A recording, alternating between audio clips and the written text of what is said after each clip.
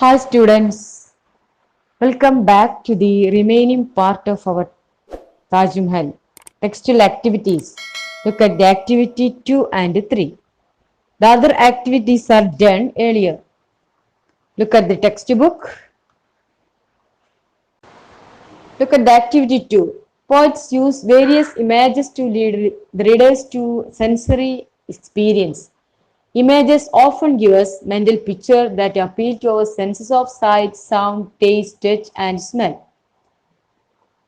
In this sentence, we could see the five senses. Senses of sight, sound, taste, touch, and smell. What we call senses of sight.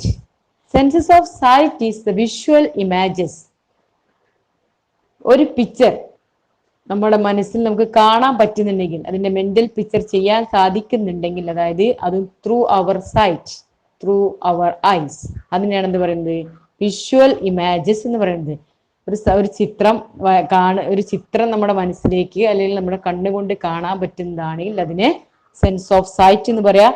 അതുപോലെ തന്നെ എന്തൊക്കെ images ആണോ what we here, നമുക്ക് കേൾക്കാൻ പറ്റുന്നത്, അതിനാണ് എന്ത് പറയുന്നത്? ഓഡിറ്ററി ഇമേജസ് എന്ന് പറയുന്നത്.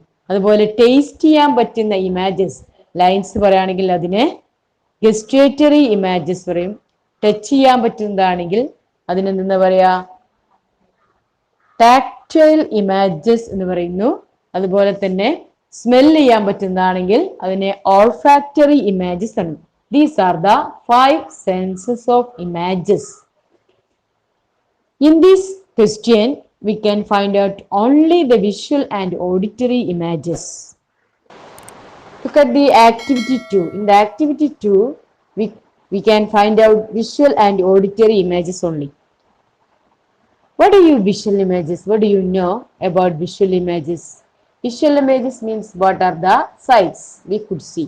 കാണാൻ കഴിയുന്ന sights ഏതൊക്കെയാണെന്നാണ്, കാഴ്ചകൾ ഏതൊക്കെയാണെന്നതാണ്. In the poem Taj Mahal, the heading is also could see. Taj Mahal നമുക്ക് കാണാൻ പറ്റുന്നതല്ലേ, അതൊരു വിഷ്വൽ ഇമേജസ് ആണ്. പിന്നെ crimson splendour sites means sunset, we could see അല്ലെങ്കിൽ we can see the beautiful sunset. Then solitary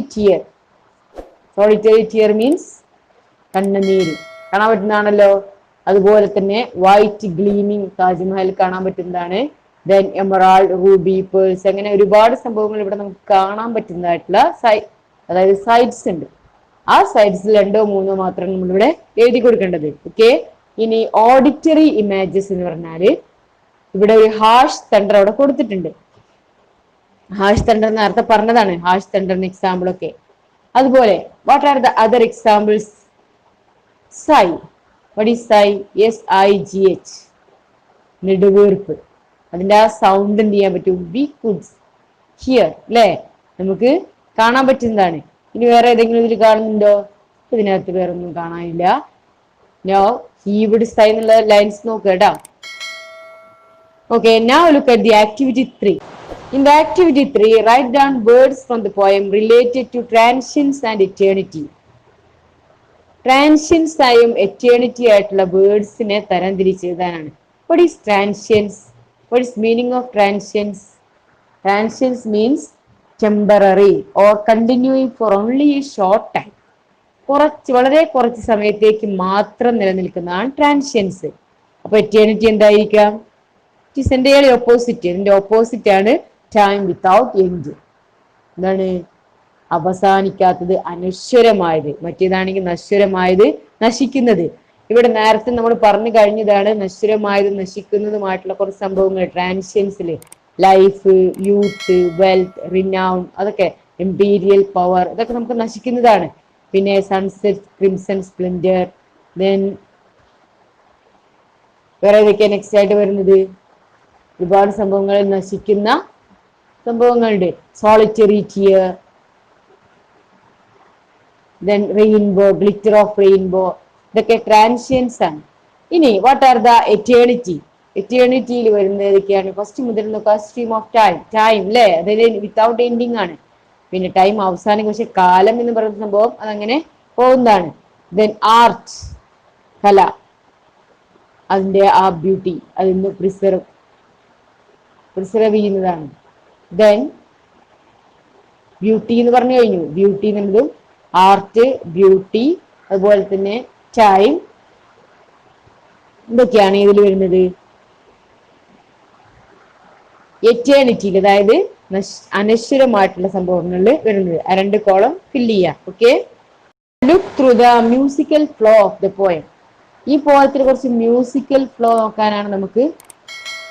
ഇതിലില്ലാത്തൊരു സംഭവമാണ്. കാരണം അപ്രീസിയേഷൻ എഴുതണം എന്നുണ്ടെങ്കിൽ we must know the musical flow of the poem and rhythm of the poem. പോയത്തിന്റെ rhythm നേരത്തെ rhyming words ആയിട്ട് പറഞ്ഞു കഴിഞ്ഞു. ഇനി ഇതിന്റെ മ്യൂസിക്കൽ ഫ്ലോ ഓഫ് ദ പോയാണ്. മ്യൂസിക്കൽ ഫ്ലോ ഓഫ് ദ പോയത്തിൽ എന്തൊക്കെയാ വരിക? ടോണ്, അതുപോലെ തന്നെ ഫിഗേഴ്സ് ഓഫ് സ്പീച്ച്. ഈ ഫിഗേഴ്സ് ഓഫ് സ്പീച്ചിൽ മെറ്റഫറും സിമിലിയും അല്ലാത്ത കുറച്ച് സംഭവങ്ങളുണ്ട്. ആലിട്രേഷൻ. What is alliteration? Alliteration is the repetition of an initial letter or sound in closely connected words. For example, in the sentence, Peter Piper picked a peck of pickled peppers. In this sentence, we could see the letter, consonant letter P is repeated here in the same line. ഒരേ ലൈനിൽ തന്നെ constant letter ആയ P repeat ചെയ്തിരിക്കുകയാണ്. Peter Piper picked a peck of pickled peppers. ഇങ്ങനെ same ലൈനിൽ constant letters repeat ചെയ്യുന്നതിനാണ് നമ്മൾ എന്താ പറയാ? ആലിട്രേഷൻ എന്ന് പറയുന്നത്. In this poem we could see sunsets crimson splendor. അവിടെ സൺസെറ്റ് എന്നുള്ളതിൽ എസ്, അതുപോലെ തന്നെ സ്പ്ലെൻഡർ എന്നുള്ളതിൽ എസ്, രണ്ടും റിപ്പീറ്റ് ചെയ്തിരിക്കുകയാണ്. അതുപോലെ വേറെ ഏതൊക്കെയാ വരുന്നത് ഇവിടെ? എ സിംഗിൾ സൈ, സ്റ്റേ, എന്താ അത് ആലിട്രേഷൻ എക്സാമ്പിൾ ആണ്. പിന്നെ നെക്സ്റ്റ്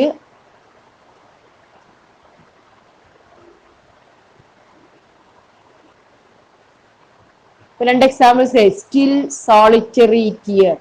മൂന്നാമത്തെ എക്സാമ്പിൾ സ്റ്റിൽ സോളിറ്ററി ടിയർ. അപ്പൊ എസ് ആണ്, S is repeated here. This is known as alliteration. Understand? Then next we go through the assonance. What is assonance? Alliteration is the repeated consonant sound ആണെങ്കിൽ assonance or a vowel rhyme എന്നാണ് പറയുക. assonance വേറൊരു പേരാണ് vowel rhyme.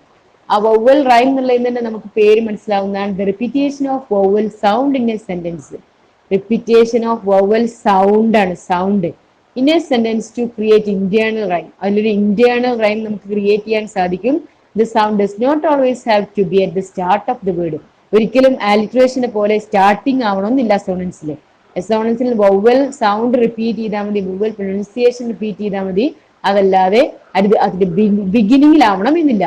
For example, the moon rose over an open field proud round cloud. ഇതിൽ the moon rose over an open field എന്നുള്ള ഒരൊറ്റ sentence മാത്രം നോക്കിയാൽ മനസ്സിലാവും. അവിടെ ഓ ഈസ് റിപ്പീറ്റഡ്. ഓ റിപ്പീറ്റ് ചെയ്തിരിക്കുന്ന റോസ് എന്നുള്ളതിൽ ആർ ഒ അല്ലെ, അതുപോലെ തന്നെ ഓപ്പൺ എന്നുള്ളതിൽ ബിഗിനിങ്ങിലാണ്, ഓവർ എന്നുള്ളതിൽ ബിഗിനിങ്ങിലാണ്. അങ്ങനെ എവിടെ വേണമെങ്കിലും വരാം, പക്ഷെ വവൽ സൗണ്ട് ആയിരിക്കണം റിപ്പീറ്റ് ചെയ്യേണ്ടത്. അതുപോലെ പ്രൗഡ് റൗണ്ട് ക്ലൗഡ്, എവിടെയാ വന്നിരിക്കുന്നത്? ഔ എന്നുള്ള സൗണ്ട് ആണ് വന്നത്. A E I O U എന്നുള്ളതിലെ പ്രൊനൗൺസിയേഷൻ ആണ് നമ്മൾ നോക്കേണ്ടത്. Proud round cloud. അപ്പൊ ഇവിടെ ഒ യു എന്നുള്ളത് റിപ്പീറ്റഡ് ആണ്, ഔ എന്നുള്ളത് റിപ്പീറ്റഡ് ആണ്. ഇതിനാണ് നമ്മൾ എന്ത് പറയുന്നത്? അസോണൻസ് എന്ന് പറയുന്നത്. അപ്പൊ in this poem, what are the assonance? Look through the poem. Here we could see some examples of assonance. In the 10th sentence lines, that at least single eternally heaved sigh would stay. ഇവിടെ at least and heaved രണ്ടും pronunciation ഒരുപോലെയാണ്. പക്ഷെ single സൈ എന്നുള്ള pronunciation ശരിയാവില്ല, കാരണം നമ്മുടെ I എന്നുള്ളതിന്റെ pronunciation രണ്ട് രീതിക്കാണ് പറയുന്നത്. The least and heaved. Then look at the another example. The next page le glitter of rainbow tricking. Glitter and tricking. I is repeated. E എന്നുള്ള സൗണ്ട് ആണ് റിപ്പീറ്റ് ചെയ്തിരിക്കുന്നത്. പിന്നെ still and solitary രണ്ടിലും I repeat ചെയ്തിരിക്കുന്നുണ്ട്. ഇതിനെയാണ് assonance എന്ന് പറയുന്നത്. ഇതുപോലെ ഒരുപാട് എക്സാമ്പിൾസ് മറ്റുള്ള പോയങ്ങളിലൊക്കെ ഉണ്ടാവും. നമുക്ക് അടുത്ത പോയൊക്കെ എടുക്കുമ്പോൾ കൂടുതലായിട്ട് നോക്കാം. Let me wind up the class. Thank you for listening my class.